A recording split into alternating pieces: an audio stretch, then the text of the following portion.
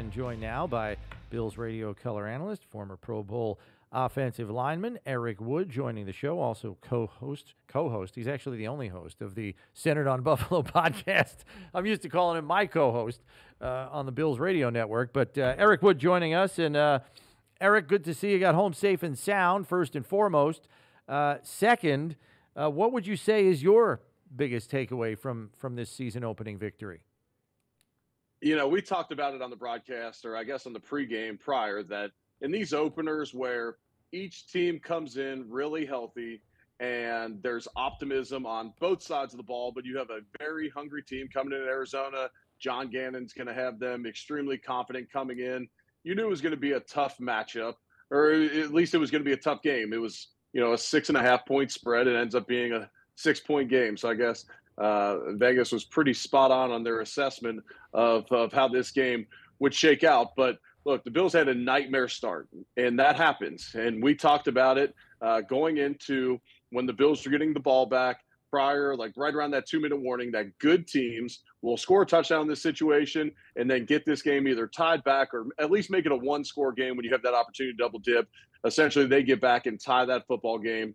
And so, the Bills march the football up and down the field at will throughout this game. They just hurt themselves early on with penalties and the sack fumble. And then defensively, this is a very different group that Bobby Babbage is dealing with from a year ago. There's so many new faces. There's injuries. You lose Taron Johnson in the first quarter. And the way they adapted with the game plan defensively and really shuts them down to just 3 points in the entire second half, I thought was very impressive for a defensive coordinator in his first time calling plays in an NFL game. And then, high level stuff, but digging in a little bit deeper. I mean, Josh Allen just continues to impress. The way he's able to put the team on his back when he needs to and when he wants to. There's just no one like him in the league. I guess maybe Mahomes in Kansas City, but the Bills, they face that 3rd and 11, and the guy comes scot-free up the middle of the field. He scrambles out of the pocket, makes the play to James Cook down the field to extend that drive. There's just not many quarterbacks in the league that can make those types of plays. What did you think about the coaching staff's adjustments at halftime, particularly on the defensive side? It looked to me like not only did they stay in their lanes in the second half, but they also sent extra guys to fill the lanes and put pressure on Kyler to get rid of the football. What did you think about Bob Babbage's ability to look at the game, see what was happening, and then make some adjustments? Yeah, I thought it was great. And look, you come out and you have a very simple game plan. You have a lot of new faces. You want them to be able to play fast, and that was the game plan from the start. Well, okay, that's not working. We're not able to stop the run. Kyler Murray's getting us with his legs a little bit. And by us contain rushing and not simply, pinning our ears back and getting up the field on obvious pass downs, it just gave him too much time back there in the pocket. And so I love the adjustment. A 5'10", maybe 5'10" quarterback, you push that pocket, you bring 5 guys, you bring 6 guys, condense the pocket to where now he's not able to see out of that pocket very well. He's throwing off his back foot, and essentially they were able to shut down the Cardinals at that point. You also have guys that are, relatively new to the system or getting their first start, however it shakes out defensively. And it takes those guys some time to, get into the rhythm of a football game each and every week. Hopefully that time shortens, and I think that played a factor as well. Right. With respect to the offense, Eric, last year when Brady took over, this team averaged almost 37 carries a game. That led the NFL over that stretch. Yesterday, counting Josh's carries, some of which, granted, were scrambles, they had 33 total. But we saw a very democratic distribution in the passing game. 10 guys targeted, 9 guys caught balls. I mean, what do we make at first blush of what we saw from Joe Brady's offense? Yeah, we knew going into the game that this Bills defense needed to attack this Arizona defense on the ground. They needed to see if they shortened it up from a year ago, and they were able to get some chunk plays on the ground early on in that football game. And as Arizona started to play their linebackers more downhill, okay, now this opens up more of the passing game. And I think week to week, it's mainly going to depend on, what is the weakness of this upcoming team and how are we going to attack them? Yes, we're going to stay balanced. We're not going to completely take the ball out of Josh's hands unless the team plays dime, essentially like Dallas did for an entire game against us, and then Josh will make a comment. One of my favorite comments from a quarterback ever when he said after the game last year, he felt like a kid that got an A on a class project but didn't even show up to even do any work. And so that's going to be rare. For the most part, they're going to keep the ball in Josh's hands a good amount. But if a team's not going to respect their run game, they have the ability to run it down teams' throats. And so, we heard the saying all throughout the preseason, everybody eats, everybody's going to eat. And we saw it game one with 9 guys catching passes in this game and really a fairly even distribution across the board. And I think each week you could see different guys step up individually, depending on the matchups, depending on what type of defense the opposing team's going to run. Yeah, so we saw, Greg Rousseau have this bust-out game, 3 sacks, sack strip fumble, 3 tackles for loss. And when you have this offensive philosophy where everybody eats, and certainly Josh flexed yesterday, and you got to put him at the top of the list, but what other offensive players gave you what you wanted to see? I think Khalil Shakir continues to impress. That guy is great after the catch. He's sure-handed. He can get open. He really impressed me. Keon Coleman in his first action in a Bills uniform, he impressed me.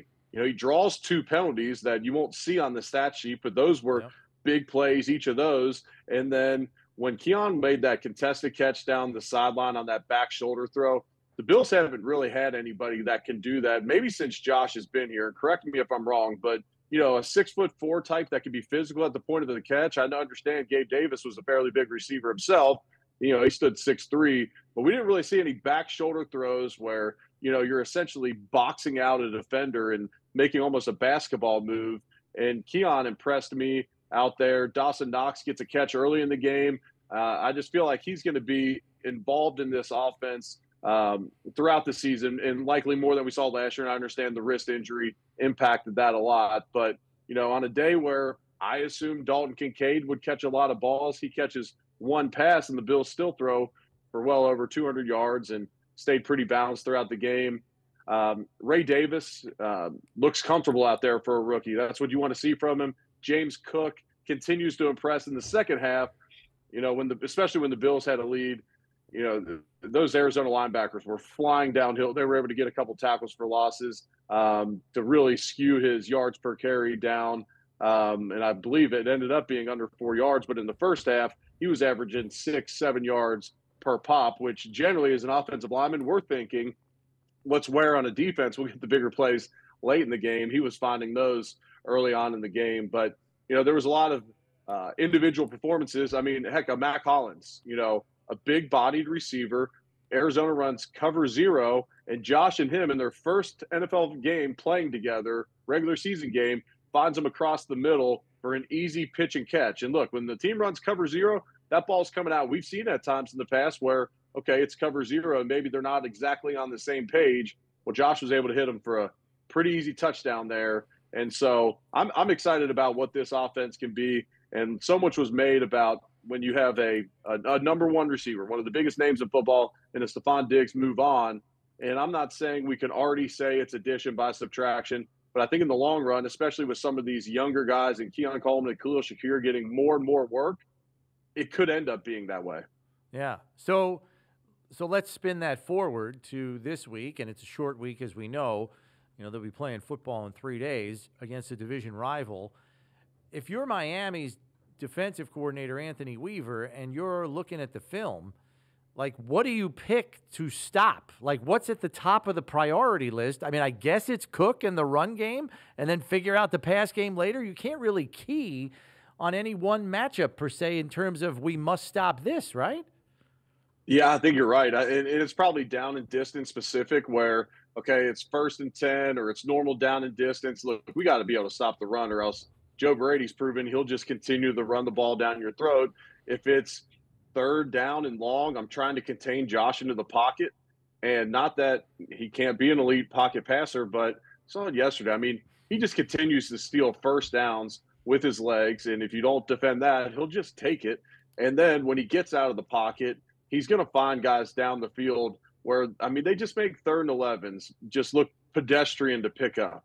I mean, the clip that, since we've been covering the team together, Chris, and since I've been covering with Josh, there's been so many situations where I'm sitting up in the booth and I count them out on 3rd and long, and either Josh runs for it with his legs because the team's a man-to-man defense, or he buys sometimes and then rifles the ball past the sticks, where they just convert those at a way higher rate than statistically you should in this league. And so I think you have to try and take away the run game and then force the Bills to be in situations where, okay, now we're going to try and contain Josh in the pocket, and hopefully we can win some matchups on the outside. Yeah, the thing about it is they do pick up those 3rd and longs every so often. Look, Josh rolled way out to his right, flicked it over to James Cook, who's past the sticks, and he turns it into a big gain. It looked like a win for the Cardinals defense, turns into a loss. Even with those plays like that, we've been talking about it. They were 3 of 9 on 3rd downs, and they still had 23 first downs in the game.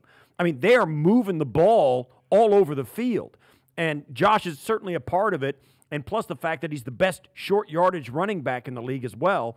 I mean, it's a load.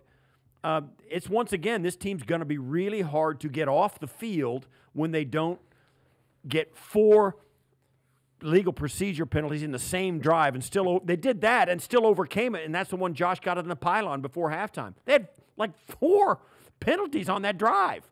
I mean, they're their own worst enemy. Even so, this year, even with all the things that have changed, they still remain almost impossible to beat unless they help you. Yeah, you're right. And look, some of the penalties, you can complain about them, but I actually was on a flight yesterday with a few of the officials, and we were talking about how hard it is sometimes in those bang-bang plays. We were talking specifically about the Jamarcus Ingram hit, the kind of horse collar. Did he hit Josh's face in the pocket where they called the roughing the passer, the one late in the game where the crowd was looking for a call where Josh ended up sliding and took a shot at the chest, and just how hard those are to call. And then how sometimes just at the point of attack, a guy goes to the ground and you think he got torqued and now it's a holding penalty. But the illegal procedure on Dion, that one really surprised me because it seemed like Dion was just getting set to where Josh hadn't even started his cadence. Like, Dion's not going to jump at home. They're on a verbal cadence without some type of verbal cue from Josh. That one confused me, but Sean McDermott, I'll say this, Sean McDermott's often harder after a win than he is after a loss, and he'll use those penalties as a way to kind of dig at the offensive line this week. All right, last one from me, Eric. I thought the best thing that could have happened to Von Miller was a 3-sack game by Greg Rousseau, because now Miami's going to put all their attention towards the 4th-year pass rusher, and Von Miller, who had a pretty productive game himself in just 29 snaps of work, 2 tackles, a sack, a tackle for loss, and a quarterback hit, may get some one-on-one matchups this week. Yeah, and that's a great point. And look, Greg Rousseau has 3 sacks, but we used to always say as an offensive line, it takes 2 guys getting beat generally, or 2 guys pressing the pocket to get a sack.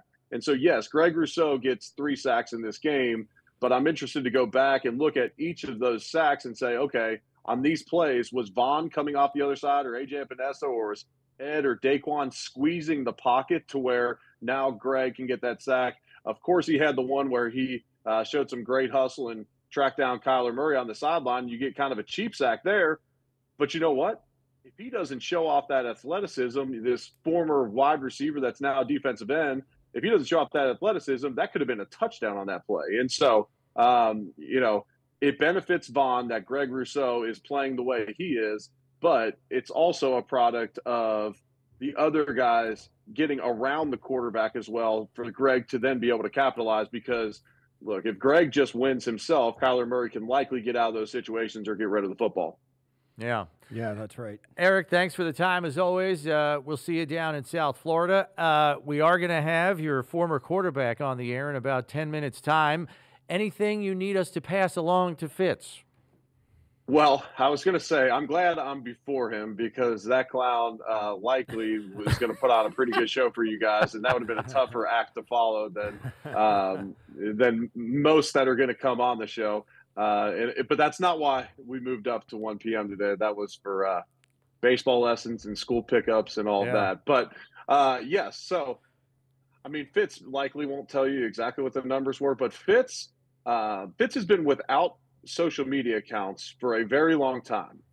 And, you know, his wife famously went to school with the Winklevoss twins who founded Facebook. And Fitz is nowhere to be found on Facebook, Instagram, Twitter. Now, he has a way of being able to patrol some of my stuff and really mess with me about some of my posts. So I know he's getting access to it, but he's never posted anything in his life and doesn't even have like a real account name or anything. And then he comes out with the Shake Shack. He's naked on his side with burgers in front of him and whatnot. I want to know what they paid.